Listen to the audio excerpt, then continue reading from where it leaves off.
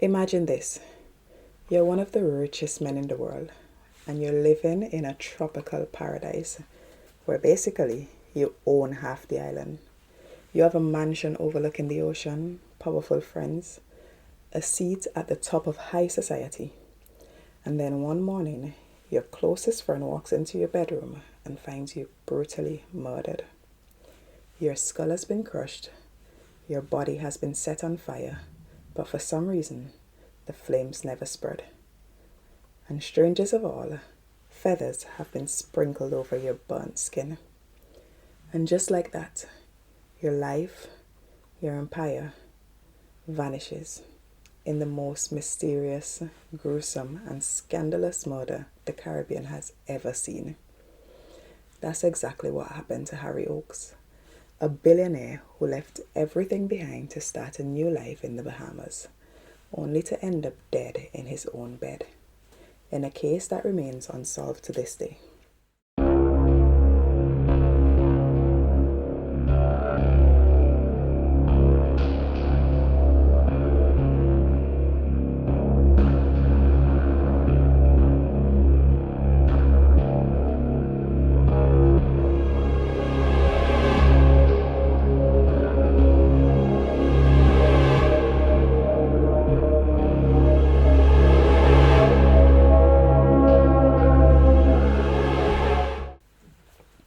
This is Island Mysteries Uncovered, and today we're diving deep into the murder of Harry Oakes, Sir Harry Oakes. A case filled with power, corruption, royal cover-ups, and mafia secrets. I do need to take a minute to give a huge shout out to Judy. Judy slid into our inbox and she requested this case, and honestly, thank you. You picked a crazy one. But before we get down to the nitty-gritty of today's case, I need you on the forensic team, alright? So here's the mission. Head over to Facebook and swap for DNA. And while you're there, be sure to like and follow our platform. And there you'll have access to unedited case files and real-time updates from the field, okay? After this, make your way to Instagram, follow us there, and zoom in on evidence photos to decode the hidden symbols only visible under UV light. Continue on path to decrypt files on Threads and join the squad to dissect all the alibis and debate who's lying. I'm also going to need you to review surveillance footage on TikTok, and hey, make sure to follow for 15-second reels that exposes suspects' latest moves, alright? The audio logs are available on Spotify, and I'll need you to scan those, and since you're in the vicinity, subscribe to our podcast for chilling deep dives and details you won't hear anywhere else. And finally, return here to headquarters. Be sure to subscribe, smash the notification bell, and share the video to keep the case active. Can you handle that?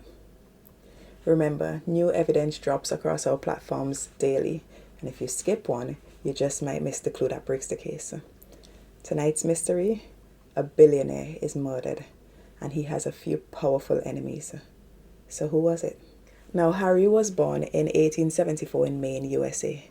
He was the son of a small-town lawyer and a surveyor, and his family was considered middle class. They were comfortable but not wealthy. Harry didn't want comfortable though. He wanted rich. And not just any rich, filthy rich. So after graduating from Bowdoin College with a degree in mining engineering, he set out to do the one thing that could make a man insanely wealthy in the early 1900s. He set out to find gold. And for the next 15 years, he wandered the world in search of his fortune. He prospected in California, Australia, New Zealand, and even in Africa. And he lived in tents, trudged through mountains, and survived brutal winters and blistering summers. And for 15 years, he actually found nothing. But in 1912, everything would change. While prospecting in Ontario, Canada, Harry struck one of the richest gold mines in history. This would become known as Lakeshore Mine. And almost overnight, he went from struggling prospector to one of the wealthiest men in the entire world. And let me tell you, he wasn't subtle about it. By the time he hit 40s, Harry was a multi-millionaire, living large, throwing money around like it was nothing. Here's the thing about old money though. Old money types, they like to control things. Harry, he was new money, and that made people uncomfortable. He was loud and rough around the edges, and he had no interest in playing by high society's rules. By the 1930s, Harry was rolling in money. But there is one thing he absolutely hated. Like many of the filthy rich, he hated taxes. And Canada, not the most tax-friendly for billionaires. So in 1935, he packed his bags and he moved to the Bahamas. And the Bahamas would basically become an offshore playground for the ultra-rich. And this is where things start getting really interesting. Now, Bahamas at the time wasn't the glamorous tourist destination it is today. It was underdeveloped and its economy was merely struggling. But Harry, he saw potential. He bought massive amounts of land, he invested in hotels, tourism, agriculture, and he basically turned Nassau into a playground for the ultra-rich. He wasn't just a wealthy expat, he was building an empire. And in 1939, King George VI knighted him for his contributions, making him Sir Harry Oakes. By 1943, Harry was the most powerful man in the Bahamas. He had a fortune, political influence, and powerful friends. But having that much power, it makes you enemies. Now, having basically made himself king of the island's economy, he built hotels, invested in land, and had enough money to do whatever he wanted. The locals loved him, because he came in and he created jobs. But the British elites, not so much. Harry was a lot of things. He was rich, brash, powerful, but he wasn't stupid. And he knew the Bahamas was full of corruption, and he hated the way the Duke and his wealthy friends were running things. He opposed their plans to sell off Bahamian land for dirt cheap to outside investors, and he wasn't afraid to say it. And then there was Alfred de Marigny. Now, Alfred was described as a French playboy who had one very specific talent: marrying rich women. He had already been married twice before, and when he met Nancy Oakes, Harry's 18-year-old daughter, he saw opportunity. She was young, beautiful, and most importantly, she was the heiress to one of the world's largest fortunes. Harry hated him. Nancy, though, head over heels. And despite her father's protests, she married Alfred in 1942. And to no one's surprise, Harry refused to include Alfred in his will. So when Harry was found murdered, less than a year later, guess who became suspect number one? Now let's fast forward to the morning of July 8, 1943. And it started like any other at Harry's Nassau mansion. The sun was already rising over the palm trees, the ocean breeze drifting in through open windows, and inside, Harold Christie, one of Harry's closest friends, was waking up. And he was waking up in Harry's guest bedroom. See, Harold was a well-known businessman in the Bahamas, and he had stayed the night at Harry's after an evening of drinks and conversation amongst close friends. Now he was still groggy. He pulled on his linen suit, standard attire for wealthy men in the tropics apparently, and made his way downstairs expecting to find Harry already having breakfast. But as he walked through the house, he noticed something strange. The house was too quiet. No sounds of footsteps, no rustling of newspapers, no chatter from the servants. Something just felt wrong. And feeling uneasy, Harold made his way to Harry's bedroom though. He knocked, no answer. So he knocked again, and still nothing. A cold wave of dread would wash over him, and slowly he turned the doorknob and pushed the door open. What he saw next would make his stomach drop. Harry was dead. He was face down on his bed, his skull brutally crushed, and blood had soaked through the expensive sheets pooling beneath him. And then came the strangest, most chilling details. His body had been set on fire. But the flames, they hadn't spread. The fire had burned just enough to char his skin, but the rest of the room was untouched. And then the feathers. Someone had sprinkled white feathers over his burnt body. It was bizarre, ritualistic. It was almost as if someone was trying to send a message. Harold stumbled backwards, his hands shaking, his mind raced. Was the killer still in the house? Had they just left? His heart was pounding, and he grabbed the nearest phone and he called the police. And just like that, the biggest murder scandal in the Caribbean history had begun. Now, when local police arrived at Harry's mansion, it became clear almost immediately that this was not going to be a normal murder investigation. For one, instead of NASA's usual detectives, the case was handed over to two of Miami's detectives, Captain James Barker and Chief Detective Edward Melchen, who had flown in on the request of the Duke of Windsor. Now, this is where things get sketchy. At the time, the Bahamas was under British colonial rule, and the Duke of Windsor, yep, the same guy who abdicated the British throne in 1936 to marry Wallis Simpson, was the governor of the Bahamas. And let's just say he and Harry weren't exactly friends. See, Harry had been outspoken against the Duke and opposed his economic policies, especially regarding how land was being sold off to the rich. And some people say the Duke hated Harry, seeing him as a powerful nuisance who had too much influence on the island. So the fact that the Duke personally flew in two American detectives to take over the case, huge red flag if you ask me. Evidence was handled poorly, or intentionally destroyed, however you see it. The detectives immediately ruled out robbery. Harry's valuables were untouched and there were no signs of forced entry. What they did next raised even more suspicion. Now, instead of securing the crime scene, evidence was moved around, cleaned, or straight up ignored. Harry's bed sheets were burned before proper testing could be done. And the crime scene, it was never fully photographed. Blood evidence wasn't properly documented. And the biggest mistake of all, there was no autopsy performed before the body was embalmed. Take a minute and let that sink in. They had no proper forensic evidence, no way to confirm an exact cause or time of death, and no chance to test for toxins.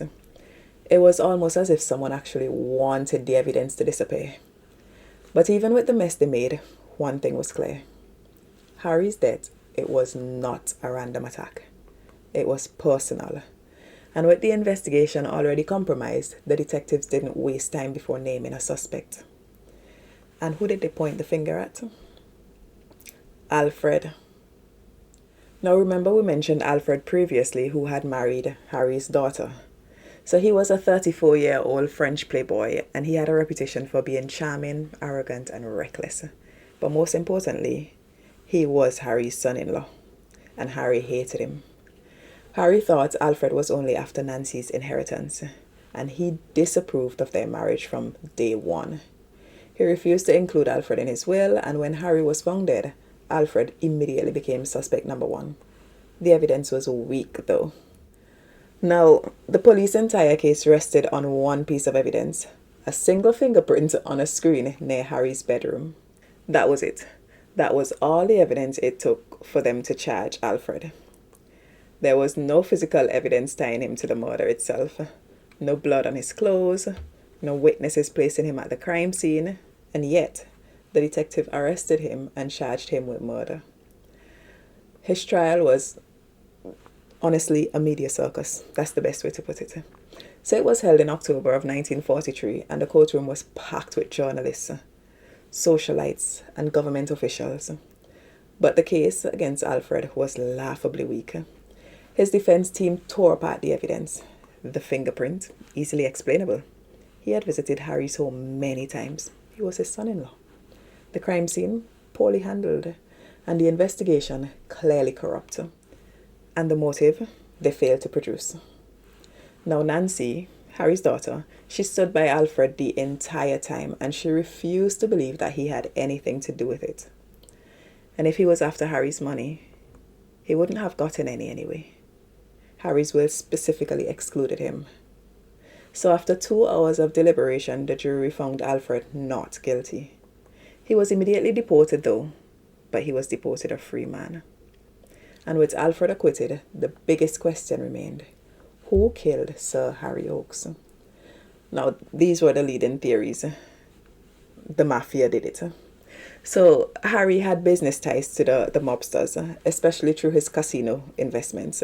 And it's possible that, well, people believe it's possible that he crossed the wrong people and was murdered as a warning.